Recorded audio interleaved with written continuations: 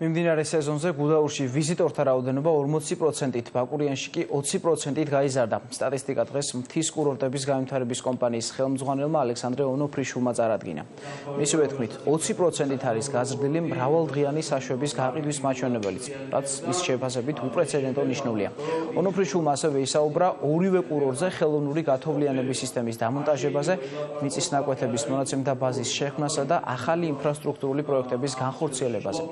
კომპანიაში აცხადებენ, რომ ძალიან მალე გუდაური და ბაკურიანი ევროპული დონის კურორტები გახდება. 2014 წელს ხედავთ, რომ დაახლოებით 10,000 მრავალჯერადი ბილეთია უკვე გაყიდული.